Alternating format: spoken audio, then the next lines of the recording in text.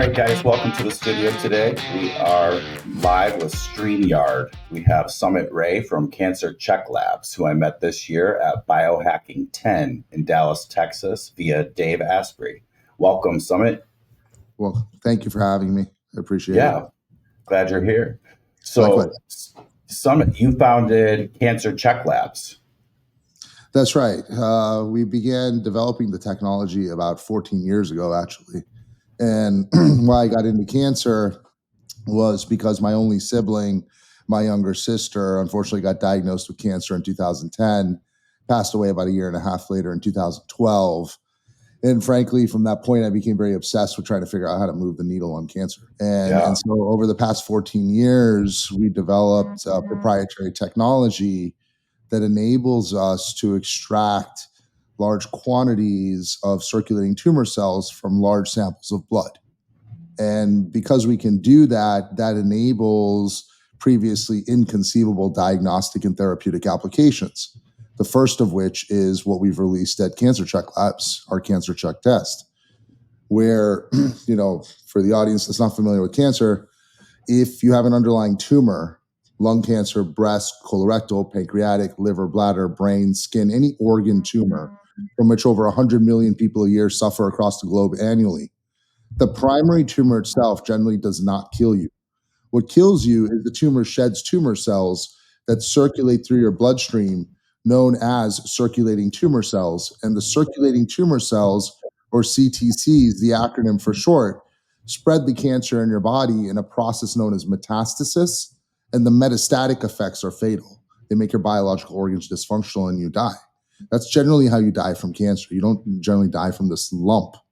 Now, a lot is known about CTCs, or circulating tumor cells. They have been exhaustively and extensively studied over the past 30 years. A simple Google search would reveal thousands of papers on CTCs. Number one, CTCs are now known to be the primary drivers behind metastasis through the bloodstream. Number two, CTCs are known to be homologous, meaning similar to the primary tumor, because they are literally cells of the tumor that are sloughed off and in transit in the bloodstream. They have the same DNA, the same genome. They are micromodels. They're mini-me's. Number three, CTCs are known to be prognostic, predictive of outcome. High CTC count, bad outcome. Lower CTC count, relatively speaking, better outcome. And that's correlative, not causative. What's causative is high underlying tumor mass, high CTC count, bad outcome. Lower underlying tumor mass, lower CTC count, relatively speaking, better outcome, because outcomes are a function of tumor burden. Number four, CTCs are known to have the same response to drugs like chemo, introducing precision medicine opportunities as the primary tumor, because again, they are cells of the primary tumor.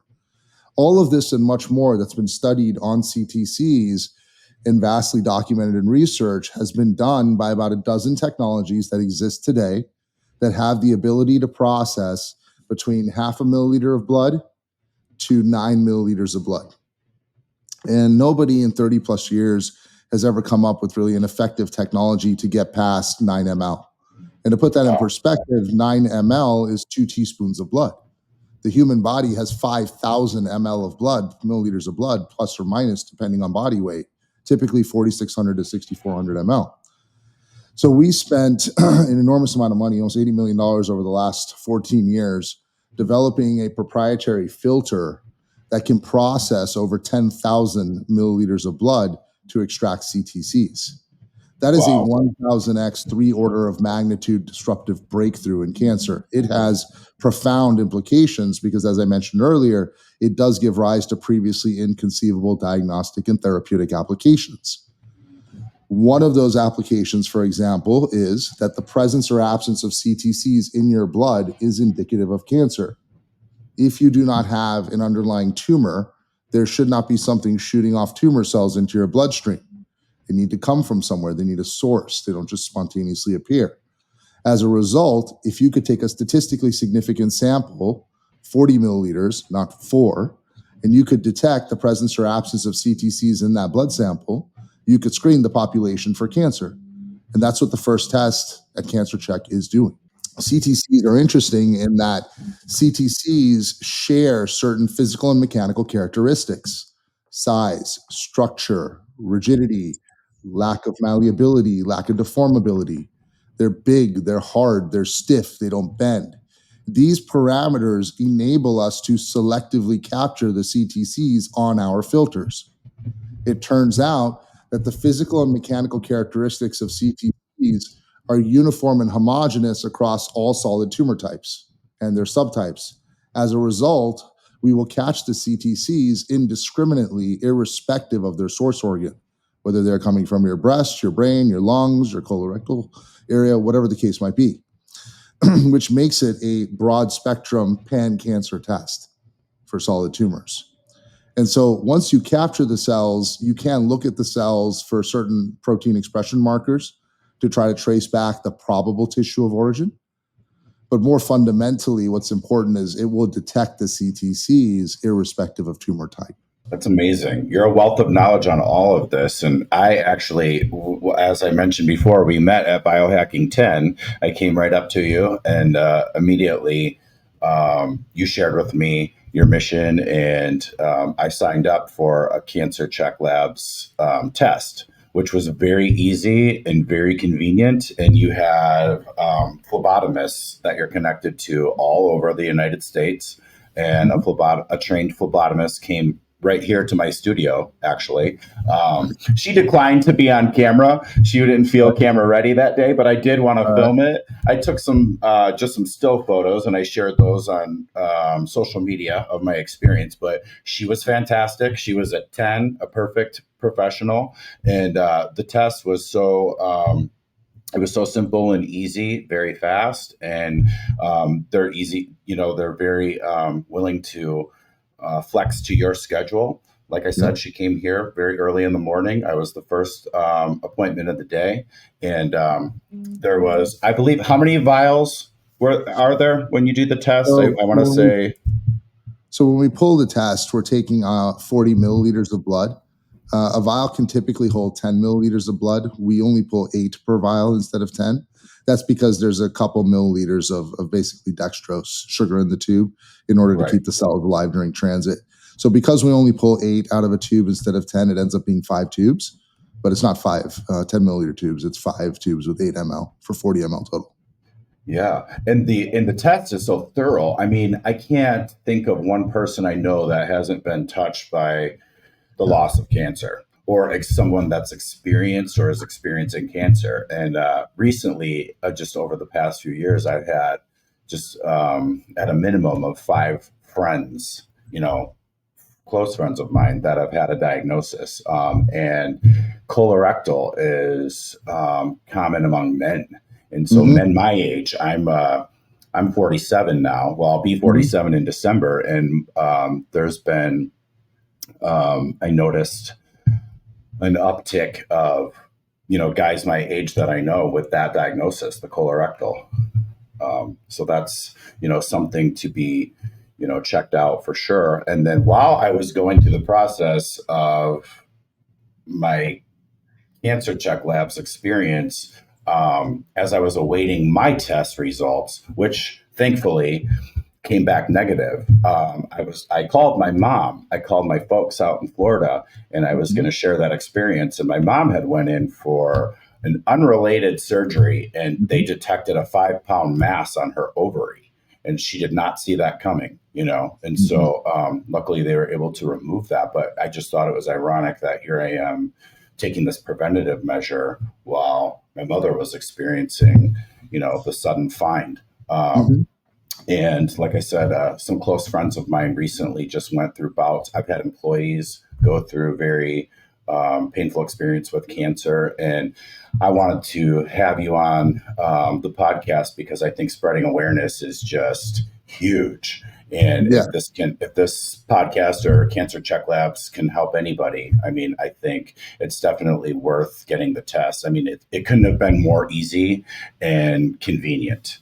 And I thank you for that. I thank you for that because it gave me peace of mind because, as I said, having just a couple of male friends of mine with the colorectal diagnosis that are my age and that I've been close with for years, they were just blindsided by that, and it definitely gave me peace of mind getting those test results back. So Thank Yeah, you for that. of course. Yeah, I'm sorry to hear about your mother's situation. I hope she's doing okay.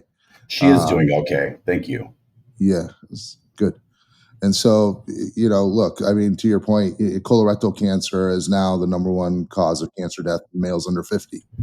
Yeah. Colorectal cancer rates have also doubled in the younger population under 55 in the last 20 years. And so it's rising fairly rapidly. I mean, today cancer unfortunately has become just pervasive. It is completely indiscriminate. It does not care about socioeconomic status. It does not care about ethnicity. It does not care about race. To a large degree, it doesn't even care about age. I mean, pediatric cancers occur. People that are younger, below screening current age, and below current screening ages, are also having issues with cancer. A lot of screening doesn't even start until 40 or 45 today. And those screening protocols, there's typically 5 protocols that are deployed, and they vary depending on your gender. And so those 5 protocols include mammograms for breast cancer, colonoscopy for colorectal cancer, pap smear for cervical cancer, lung CT for lung cancer, and prostate exams and PSA for prostate cancer. Now, if you're male, you're not going to do a mammogram and a pap smear. So you're going to end up doing, a PSA. You're going to end up doing a colonoscopy potentially if you adhere to it. And you might end up doing a lung CT only if the doctor prescribes it, which they usually don't because they only do that with people that have risk factors. You're a smoker, you have some occupational hazard, you're a firefighter, you have a Yeah. genetic history. So most people, males, they're going to screen for colonoscopy, prostate, and they're done. And alternatively, for females, they're going to do mammogram, pap smear. They're not going to do a PSA. They're going to do a colonoscopy and then perhaps a lung CT if the same conditions apply. But there is nothing really to screen properly for gastric, pancreatic, liver, bladder, esophageal, thyroid, brain, skin, all the other organ tumors. More than half of the different tumors today have no standard screening. And so the goal here is, if you want to move the needle, the key to curing cancer is early detection. Survival Yeah. rates at stage 0 are 99%. Pancreatic cancer is a perfect example. Pancreatic cancer is often a presumed death sentence. Pancreatic cancer is not a death sentence.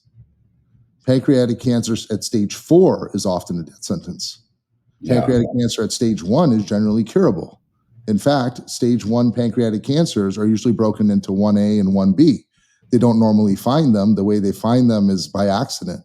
They'll be doing a procedure in your liver. They'll notice an abnormality in the tissue. They'll biopsy it somewhere and they'll go, oh my gosh, we found pancreatic cancer. But it's an accident because there's no standard screen, there's no symptoms, there's no easy way to diagnose it.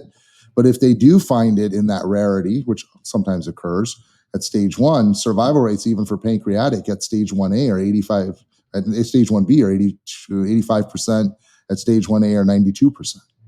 So when you're talking about early detection, you're talking about moving the needle just the other way around. Yeah. And What about I wanted to ask about testicular cancer in Mhm. men. Like what are the statistics on testicular cancer? Because I know that that's alive and well too. Yeah, it's rare, and in testicular, look, it's alive and well, but it is a rare cancer. It is Okay. increasing in certain subpopulations. It's generally driven a lot by environmental exposure. I would say more so than genetics in that particular cancer type. You have to be careful with something like testicular cancer. I'm without naming another company. There was an article that came out in the Atlantic a couple months ago, I think in May, about a company that actually generated a false positive on testicular cancer. Wow. False positives are very dangerous. You Yeah. don't want false positives. They're more dangerous than false negatives. The reason false positives are more dangerous than false negatives is because false positives result in intervention. And so now you're going through biopsies, colonoscopies, you're going through PSA exams, you're going through imaging, screening. And at the end of that, if you have a false positive, they learn that you don't have cancer. And there's other companies that are based on what are known as ctDNA. ctDNA is circulating tumor DNA. So let's back up here for a second. So you have a tumor that's generating or shedding rather circulating tumor cells into the bloodstream. Circulating tumor cells are biological cells. They are messed up, malignant, dangerous, cancerous cells, but they are cells. They have the components of a cell. They have a nucleus. They have a genome with the DNA sequence. They have ribosomes. They have a cytoplasm. They have membranes. They have all the components of a cell. And so what ends up happening is when those CTCs are dislodged from a primary tumor, they basically will go through one of three events. They will go through cell apoptosis, which is programmed cell death, at which point the cell and all of its components will break into little bits and pieces, including the genome. And those scraps of the genome, i.e., scraps of DNA, or what they call circulating tumor DNA, ctDNA, will start floating around your blood. Or the cells will get eaten by your macrophages, your white blood cells, which is what's supposed to happen. It literally looks like a Pac-Man coming on and crunching the cell, and it will break it and shatter all the components, including the genome, where again, little scripts and scraps of DNA will be released into the blood. Or the third thing is they'll go through your capillaries, and as they go through your capillaries, the shear forces, the actual physical stresses will fracture the cells. And as they do that, again, they will break into bits and pieces with its components. And those bits and pieces, again, include circulating tumor DNA. So what a whole bunch of companies have been trying to do historically, which doesn't really work, is take these scripts and scraps of DNA and extrapolate from them, do we have a tumor cell? And to do that extrapolation, they use artificial intelligence, AI, machine learning, NGS, next generation sequencing, high capacity computational boxes, combinations thereof. The problem with that is it's a guess. And we can sit there and debate the quality of that guess. Some guesses will be better than others, depending on the quality of their algorithm. But fundamentally, it is a guess. And so that results in a lot of error. That results in a lot of error because these little scraps of DNA that are floating around your blood are faint. And because they are faint, they need to amplify the signal. And when they amplify the signal, they apply techniques that can mutate the DNA. So what ends up happening is they have healthy DNA come in, healthy samples. They do this amplification because they need more signal to detect it, much like they do PCR with viruses. The HIV in an occupational setting, there's rapid HIV tests in hospitals. They amplify the virus. That's what they're doing to get enough signal to detect it quickly. Same thing with COVID. They're amplifying it with PCR to get enough signal. And that's fine with an intact organism like a virus. But when you start amplifying unstable scraps of DNA, you will mutate them. And so they come out with false positives. In fact, one of the companies in the market comes out with a 56.9% false positive rate. That's a very high false positive rate. At that point, That's very high. You're better off flipping a coin. You'll only be wrong 50% of the time, not 56.9. Yeah. And Wow. and you know, and in that particular instance, 30% of those patients are going for the interventions that we just discussed. And the issues that practitioners and clinicians are running into in the market that we hear almost daily right now is that they get this false positive result from these tests. They send them through this car wash of workup. They come back and realize that it's a false positive, and now they have to tell the patient the test was wrong, and the patient often doesn't believe them. The patient goes, "No, the test said I have cancer," and they blame the doctor, and then they go, "You just can't find it." And you've introduced this friction between the provider clinician relationship and their patient, and you've introduced this unnecessary stress, anxiety, and all this unnecessary intervention because you gave them a false positive. The reason this all comes to mind at the moment is because you specifically asked about testicular cancer. This particular test, there was an article about them, as I mentioned, in the Atlantic in May. And in that article, they got a false positive on testicular cancer, which resulted in a young male getting castrated. Oh my God. And so, false positives is horrible. Like, false positives are just fundamentally dangerous. Now, with our test, that cancer check, you're not really going to see that. You're not going to see that because we're not using, scripts and scraps and bits and pieces of DNA to try to extrapolate and guess, do we or don't we have a tumor cell? We don't guess. Like, we take the blood sample and we extract whole intact circulating tumor cells if they're present, and we identify them. Now, circulating tumor cells, when they're whole and intact, morphologically look fundamentally different than healthy cells. They're much larger. They'll be 40 microns instead of 10. They have multiple heads, i.e. multiple nuclei. They're going to have 6 nuclei instead of 1. They will be hyperchromatic, which means a lot of DNA because a lot of nuclear area. So there'll be just too much DNA in the cell, and you can stain it and see that. The nuclear footprint could take up 85-90% of the cell instead of 15. So when a trained board certified pathologist that spends all day looking at tissue, and this is tissue, it's cellular tissue, looks at that, it is a slam dunk for them to go, this is a tumor cell and this is not. And Yeah. so what that does is it sort of avoids the false positive problem that a lot of these other tests are struggling with, because they don't actually have the whole cell and they can't actually look at cellular tissue. That's why the output of their report comes from a machine, some Yeah. algorithm, some black box, whereas the output of our report, of our test, is a board certified pathology report that every physician is comfortable with, because that's what they use for every single tissue biopsy in medicine. Yeah. The opposition sounds like a very dangerous game of Russian roulette. That's pretty scary. Yeah. And you're trusting your provider. You're putting your faith and your trust in that person, and to have that outcome, that's very startling. To have a castration happen out of that misdiagnosis. Yeah.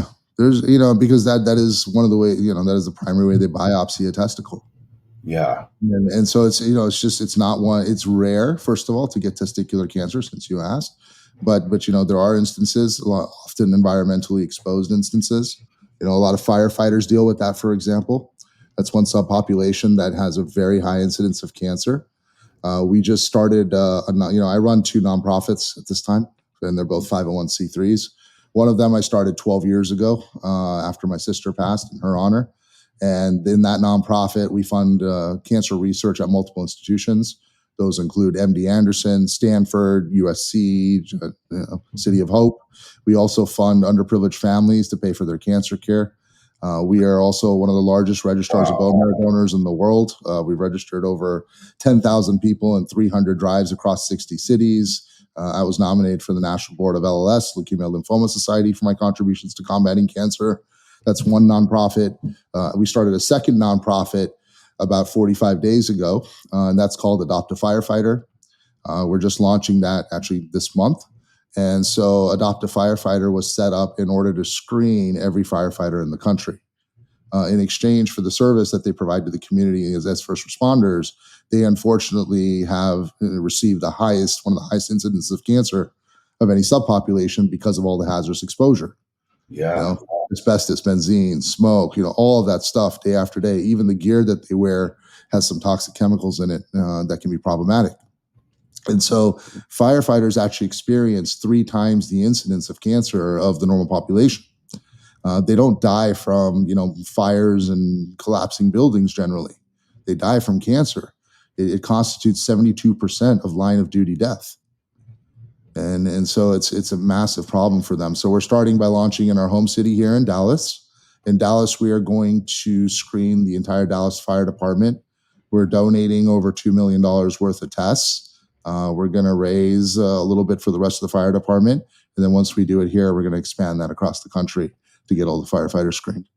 Well, good Lord, I'm just blown away right now. You've been giving me goosebumps for a steady 5 minutes now. Congratulations, first of all, on your journey with your nonprofits. That's amazing. I have a nonprofit myself supporting individuals experiencing different abilities. Just a multitude of folks and families I've worked with. I've worked in the nonprofit sector for 25 years, and it's very refreshing to hear the initiatives that you're taking on. And I'm a first responder. I'm not a firefighter, but I am a first responder and an instructor for American Red Cross, and that's huge. My gosh, thank you for all the service and initiatives that you're providing to the community and these individuals. It's amazing. I'm just wow. I'm really blown away. Likewise, thank you for your service as a first responder and as someone that's training at the American Red Cross. I appreciate that. And we'll definitely have to provide links for all of these initiatives. I love sponsoring and supporting nonprofits. There's so many, that touch my heart, and definitely yours is, right up there. I'm happy to, explore that and relationship build with you moving forward. Wow. I'm very today's a good day to talk to you.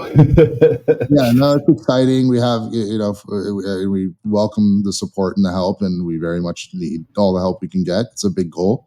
There's, 336,000 service firefighters across the country in the U.S. That are formerly on the service. A lot of people don't realize that there's actually 1 million firefighters overall, but 2/3 of them, about 640,000, are volunteers. And so in the country, we've got about 1 million firefighters, 1/3 of them on the service, 2/3 of them volunteers. Our goal would be to start with the service and then also be able to do the volunteers. We would also want to expand to retired firefighters because retired firefighters, it's difficult. Like, you finish the service, a lot of times they lose their medical coverage for things like cancer. They need to know a little bit earlier, and they actually had higher exposure than the active firefighters. A, because of age, they're generally on the service longer if they're retired, and B, historically this changed, but when they were younger, a couple generation ago, maybe a few decades ago, they didn't actually wear protective gear and masks the same way. And so their inhalation exposure was much higher. And they also realized that some of the gear they were wearing had very toxic carcinogens that were seeping in through their skin. And so they had additional toxicity because of lack of protective gear, carcinogens in the gear that they actually wear, and then obviously age itself, which is just a primary risk factor for anyone with cancer. Yeah, I think nowadays, though, it seems there's so many cancer-causing agents, and just being a human on its own is like experiencing Russian roulette where cancer is concerned. Because, no, like you said in the beginning of the podcast here, nobody's exempt from that. Nobody is exempt from it. I think the lung cancer diagnosis too. I've known a few different folks that have that were not smokers that were experiencing a lung cancer diagnosis, and everyone is blindsided by that because these are people that live a healthy lifestyle. They exercise, they eat clean, so they think, and to their knowledge, they're doing everything right, and they're not smoking, they're not doing these things, and you can still end up with a lung cancer diagnosis. Mm-hmm. Thinking you're doing everything right. And so that's very scary. Back to the testicular cancer being so rare, I asked about that because through my nonprofit, I support a young man that beat testicular cancer. Actually, he was, I think he must be about 8 years cancer free from the testicular cancer diagnosis. I didn't really realize that was as rare as you had said it is. I thought it was actually more common, but thank you for educating me on that. Testicular cancer is generally more common in the younger population, younger males. So you'll see a higher incidence of it usually in people between 15 to 35. Yeah. Unless they end up with environmental exposures later.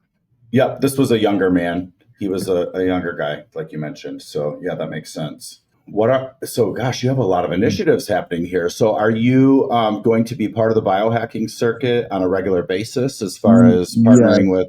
I'm speaking at RadFest next month, both at the main stage and at I think they call it the main city stage as well. There's like 2 different stages. I'm speaking on both the main and the offshoot. And then I'm also going to be involved with Concierge Medicine Forum in October. I'm speaking on the main stage at Dragonfly on October. We'll be active with A4M in December. So yes, we're just, we entered the circuit by exhibiting at the Asprey conference, the Biohacking Conference. It's the first time we've ever exhibited. It's the first time we've ever done a conference. This year, to build awareness, as you mentioned earlier, we're going to be doing a lot more conferences, and I'll be at virtually all of them. Well, I really enjoyed meeting you.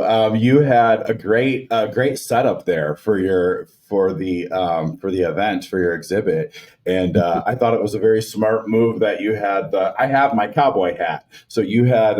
If you signed up for a test, you got the cowboy hat with the Cancer Check Labs patch on there, and because Dave had the Space Cowboy disco party, so I love that. It's I see the hat every day. It's right by where I work out in my gym at home. And I think that, that's great that you're getting on the circuit, and you're so well spoken, you're so knowledgeable. And I thank you so much. You took the time to, I actually filmed you with my phone at the event at your booth there. And like I said, just on the drop of a dime, you just so well spoken and so knowledgeable. And I really appreciate you and all the initiatives that you're taking. It's great work. Thank you. I mean, our goal is to make an impact in cancer. Our company is very different than most companies. It was founded fundamentally with purpose. The founders, myself, my partner, Denny, we've all been, unfortunately, had experiences with cancer. I lost my only sibling, my younger sister, far too young, as I told you. He lost his brother when he was a teenager. He lost his parents, family members. So, I mean, cancer is just something that's affected all of us, and it's something Yeah. we want to put an end to. And so that's why we got into this. That's why the company is also largely self-funded. That's why we don't have venture capital and private equity. Our goal over time is going to be when the company is big enough to start providing this across the world ubiquitously so everyone can do screening. That's going to mean when we go into areas like the third world, we're either going to have to subsidize or give away the test.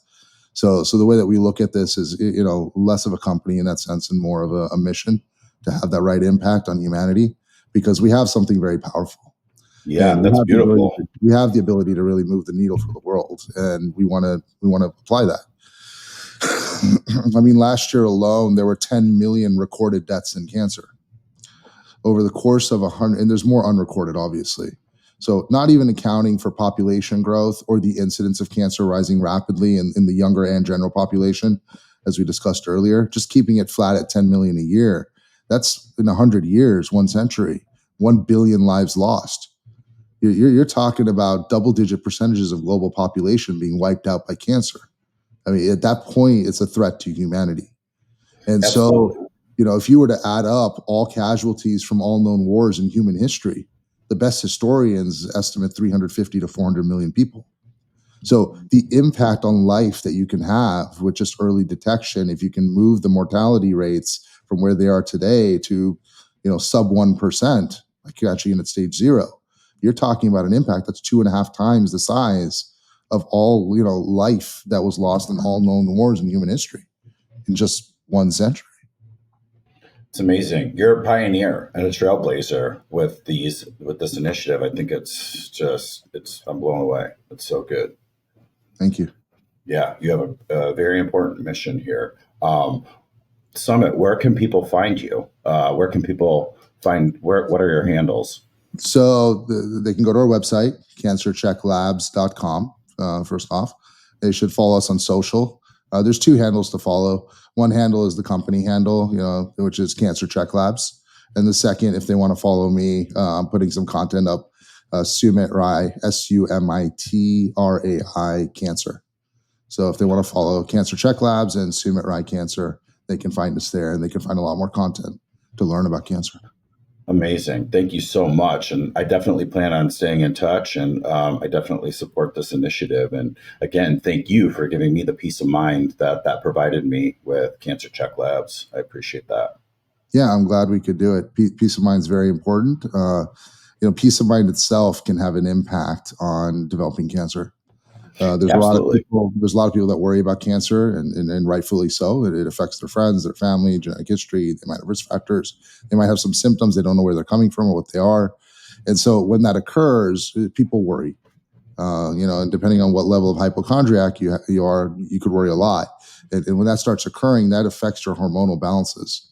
You start spiking cortisol. You have stress hormones, and those hormones make it more likely for you to get cancer. I wanted to ask, outside of obviously Cancer Check Labs, testing is the number one prevention and peace of mind, but are there any cancer preventative measures that you recommend to anybody as far as wellness? Yes, there's many things people can do to try to reduce the risk of cancer. I mean, first of all, simple exercise reduces your risk of cancer. Let's start there. And, just a brisk walk for 20, 30 minutes a day can reduce your cancer risk about 30%. Start there. Second thing is, to understand what to do to not get, so when you think about longevity, right, and lifespan, if you want to live a long time today and you want longevity, the one thing you must absolutely do is not die from cancer. Because, cancer has, in many cases, in high income demographics in developed countries, overtaken cardiovascular disease as the number one cause of mortality. So if 40% in NCI National Cancer Institute just increased it from 39.5 to 40.5 in just a few years, but over 40% of the population is going to get diagnosed with cancer. And so if you want to live a long time, the one thing you must do is not die from cancer. And the way to do that is to try to get ahead of it. And that Yeah. really comes down to early detection. Now, that's to detect it early so that if we do find it early, it can be addressed early. That's detection is different than prevention. Early detection can help you prevent stage progression, going from stage 1 to stage 2 to stage 3, stage 4, because your practitioner, your clinician can intervene and treat you. But it doesn't, but early detection won't prevent cancer in itself, right? If we detect it, then you have it. So when we're talking about prevention, it's really lifestyle stuff. It's avoiding, a lot of toxicity. For example, I was speaking on a story recently related to acne products. And there was some testing done with just, and these are household names: Estee Yeah. Lauder Unique, Target Up and Up, Clearasil, just products for acne that a lot of people use when they were teenagers, because that's when they break out. And the problem with that is those products use benzoyl peroxide. Now, Yeah. benzoyl peroxide in itself is not really that harmful. However, benzoyl peroxide is heat unstable. And because it's heat unstable, it can turn into benzene. And so when independent labs were testing these products, they found that they were generating, and benzene is a highly known toxic carcinogen. The acceptable levels of benzene, depending on what regulatory standard you're following, are 1 to 4 parts per million. When they tested these acne products with, heat unstable benzoyl peroxide that turned into benzene, instead of 1 to 4 parts per million, they were generating up to several thousand parts per million. That's a problem. Like, that is a level of toxicity that you cannot apply to your body, because it will damage your cells. It will cause inflammation. And damaged cells are basically mutated cells. They're precancerous cells. In most cases, your immune system is going to recognize that there's sort of something's off, something's wonky. These are foreign things. They shouldn't be there, and they will kill them. That's what your immune system does. And that's why we don't all die from cancer today. Unfortunately, if you add a lot of toxicity and a lot of inflammation, a breeding ground for lots of erroneous replications, and then you sort of turbocharge that with chemicals like this, eventually your body will develop so many mutated precancerous cells that your immune system will miss them. And then they will multiply out of control. And when that happens, when it's evaded your immune system and begun to multiply as its own beast, is when people get quote unquote cancer. And so, with this type of product, I mean, from my perspective, it's irresponsible to have it on the market if you're generating that level of toxicity. To make matters worse, who's using these products? Well, teenagers. Why are Yeah. teenagers kids? Why are they using this product? Well, because they're going through puberty and they're breaking out. What happens during puberty? Your body surges with growth hormone. What does growth hormone do? It makes stuff grow.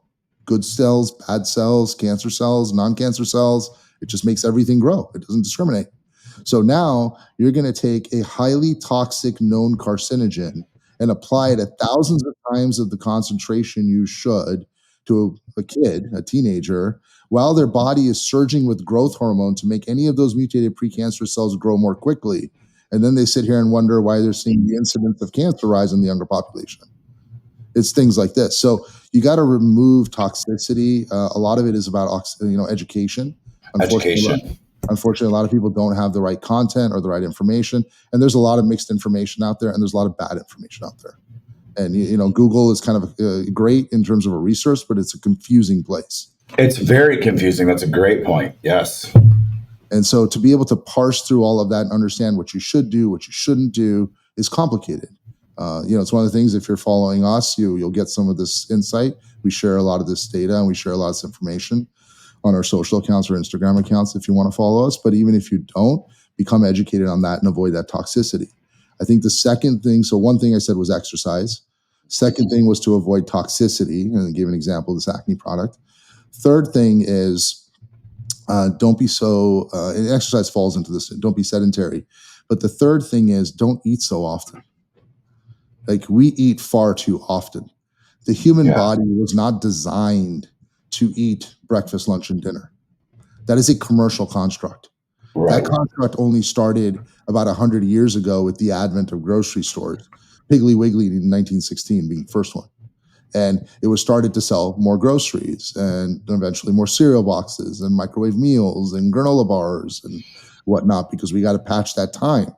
For the vast majority of human existence, putting aside just the last 100 years, we didn't eat breakfast, lunch, and dinner. There was no such thing.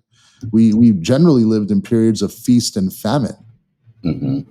And they'd go out, they'd hunt, they'd gather, and if they brought stuff back, they'd eat, and if they didn't, they'd fast. And so that famine stage where they were fasting is very important, because what that triggers are certain processes known as autophagy in your body. And autophagy is very, very important. But autophagy can't really get going until you're in a proper fasted state. And I know that a lot of people like intermittent fasting, and intermittent fasting definitely does have some benefits and different kinds of benefits, including autophagy. But to really get the benefits of autophagy, you actually need a much more extended fast. Yeah. And what autophagy is doing is it's going in during that period of time when you're still alive. You have cellular turnover as you're still alive constantly, right? Whether you're eating or not. But because you have that cellular turnover, in order to build those new cells as you're living, you need the building blocks of cells. And the building blocks of cells are amino acids which come from proteins. So if you're in a famine state or a fasted state and you're not ingesting protein, your body still needs those amino acids to make those new cells. And so what your body will do is it will go out and it will find cells to break down. Now, this is where a lot of the nutritional myths come in, like bodybuilding myths. If you don't have a protein shake every 3 hours, your body's going to decompose and start eating healthy heart tissue. Yeah. That's complete nonsense. Yep. Like your body is a highly sophisticated biological machine. It is not stupid. And it does not go there and self-cannibalize the most important parts of itself at the first opportunity it gets. Instead, what your body will actually do, if you're in an autophagic state, and just so people understand, auto means self, phagy means eating. It's self-eating in Greek. It's literally in kind of your internal cellular recycling program. What your body's going to do in that more advanced autophagic state is go and look for two things. A, it's going to look for underperforming dysfunctional cells. Do you have bad liver cells? Do you drink a lot? And it's going to break those down, get rid of those dysfunctional underperforming cells, use those amino acids to rebuild healthy cells, which is going to make your body perform better. And number two, it's going to look for cells that have shortened telomeres. Telomeres are these strands on cells that essentially have our DNA blueprint for replication. And so what ends up happening is, and over time as you age, telomeres shrink. And as they shrink, that's the equivalent of the blueprint shrinking and fading. And so as the blueprint is sort of fading away, the probability of an erroneous replication increases. And so what your body will do is it will go and it will, an erroneous replication, i.e. a precancerous cell. So what your body will do is it will go out and it will find the cells with shorter telomeres, selectively break those down for base amino acids, leaving only the cells with longer telomeres, which then increases your weighted average length of your telomeres across the cells in your body, which in turn improves the fidelity of that cellular replication blueprint, which thereby reduces the risk of an erroneous, i.e. precancerous cell. So, there's a lot that can be done to try to prevent cancer. I mean, myself, I generally try to fast about, in the last few months, I'm going to do it as frequently, but I did one last month. I generally try to fast about 5 days a month. Now, anyone should see their health provider and make sure their doctors are okay with that and there are health conditions that preclude them. But personally, I fast for 120 hours about every month. So I'll usually start my last meal on Sunday night, and then I won't eat till Friday night about once a month. And so what that does is it reduces systemic inflammation. It'll reduce your blood pressure. It will actually help you prevent diabetes, or even if you have diabetes, potentially improve it, because it will improve insulin sensitivity. And diabetes is essentially insulin resistance, which is why they have to supplement with shots or pills, more insulin, Humalog, et cetera. And then from a cancer perspective, obviously, while you're in that fasted state, you're cleaning up dysfunctional cells. You're cleaning up inflammation, which is a breeding ground for precancerous cells. You're cleaning up potentially precancerous cells themselves, and you're taking out the short telomere cells, so you improve the chances of making sure that all your cells are replicated correctly. What are your recommended sources of protein? So, I personally use unflavored whey. Okay, so I do too. I do too.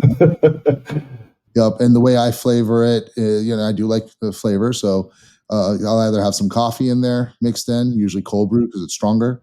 I might even throw a little bit of lemon juice into it. A few Okay. teaspoons of that is not going to kill you for those people that are worried about keto and carbs. But you can make kind of a lemonade out of it. But I find Yeah. that to be better than some of the packaged stuff. There's just a lot of chemicals involved in flavoring, Yeah. and a lot of those chemicals, even in candies recently, Skittles, M&Ms, things like that. The red, blue, 5, all that stuff is known to cause cancers. You just don't want that stuff in your body. No. Yeah, I gave up candy years ago. Every now and again, a treat's nice, but like that's not my everyday practice. But yeah, whey protein No. for sure. Yeah, exactly. That's my source too, and I do love cold brew. I go through different bouts of just giving things up for a period of time. It's kind of like intermittent fasting, but I'll do it with like coffee. For a period of time, I'll switch from coffee to green tea and matcha and things like that. And then I revisit down the road, reintroduce with all different food sources and beverages. And those things all have different benefits too. I mean, fundamentally, they all have lots of antioxidants, but some of the antioxidants have different mechanisms. But then separate from the antioxidants, they have phytonutrients. And different phytonutrients have different mechanisms that can even work against cancer, other inflammatory conditions. They can work against autoimmune disorders. Like there's a lot of benefit to those things. I got into those because into biohacking also because I had a diagnosis of an autoimmune disorder called alopecia areata.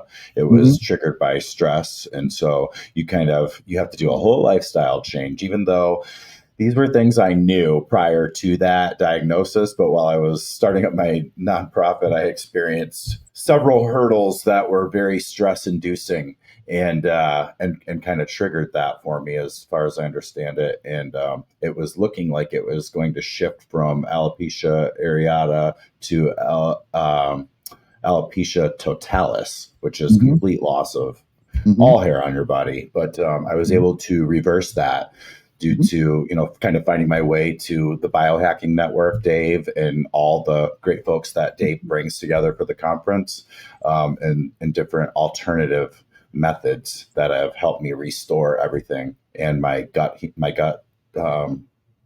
healing process and everything that comes with, having an AI. Yeah, no, for sure. I mean, autoimmune disorders are, difficult, right? It's your own body attacking itself. Now, there's a lot that can be done, fortunately, for them, especially today. There's a lot of ways to slow down that inflammation. Essentially, you have a hyperactive immune system. And so, you need to help it kind of calm down. I'm familiar with it. I have vitiligo, I lose some pigment. It's Okay. an immune disorder, right? Where basically your immune system will attack, attack your pigment cells, your melanocytes. It'll kill them. And that's why you lose pigmentation in that part of the skin. And so even with that, I've had it for around about 20, 25 years at this point, and, was able to stabilize it and have it stop. Yeah. That's amazing. Yeah. Yeah, so with the alopecia diagnosis came a little bit of vitiligo. I was experiencing skin pigmentation because I ended up with the the circle spots, patches on my beard, on my face, and my eyebrows, on my scalp, and on areas of my lower body too. And so I had noticed that vitiligo was playing into that, so I did my research on that, but I didn't experience it to a stressful level, but yeah, I can appreciate that. Wow, for sure. But again, all addressable. Fortunately, not life threatening in that sense, but still annoying things you want to not have to deal with. Yeah, it feels like it's out of control. It feels like it's out of your control, but really, like you said, the body is a sophisticated, well-oiled machine that can heal itself if you're treating it properly. And that's where I took my power back and reinvested in what I was putting in my body, eating for fuel, not pleasure. Cutting out all toxicity. And, I also found my way into juicing vegetables and incorporating that into my diet. And I go through ebbs and flows of that. So I think when I talk about juicing with people, they think that like, that's all I do. No, I eat in addition to, but I'm eating for fuel and I'm just incorporating like clean green juice, things like this. Phytonutrients. Yes, And a lot absolutely. of antioxidants that you're picking up by doing that, which is great. Yeah, thank you. Well, gosh, yeah, you're a wealth of knowledge. I mean, did we drop the handles for your nonprofits also? So we're setting that up right now. So Okay. it's going to be, I don't know when you're releasing this, but it's going to be adoptafirefighter.life. Let's focus on that one for now because we're launching that Okay. one. But Gotcha. we just received our 501c3 a few days ago. And so, Congratulations. yeah, so now it's all official. It's proper public charity, and all donations will be tax deductible for anyone that wants to contribute. So we're just getting that set up because we got it a couple days ago. It'll be set up in the next few days. At that point, I absolutely would encourage everyone to go donate. The website is adoptafirefighter.life. We will be setting up nonprofit handles. I believe we already have Adopt a Firefighter on Instagram, but I'll have to check. Fantastic. I'll be sure to follow and I'll be sure to make a contribution. Absolutely. I think it's Thank you. amazing. When does it officially launch? The podcast will be released within the next few weeks, you know. It'll be So launched before that, perfect. Beautiful. like Awesome. within less than a week. Well, count me in. Awesome. Sumit, thank you so much for joining me today. I really appreciate it. I hope to have you back, and I hope to have you back profiling more of your initiatives and help you, you know, on your pioneering efforts. I think you're amazing. I appreciate it. Thank you for having me. Give me an opportunity to share a bit. Absolutely, and I know that we'll see each other again on the biohacking circuit. I'm sure we will. I'm sure we'll see each other soon. Yes. All right. Again, thank you so much, and it was a pleasure.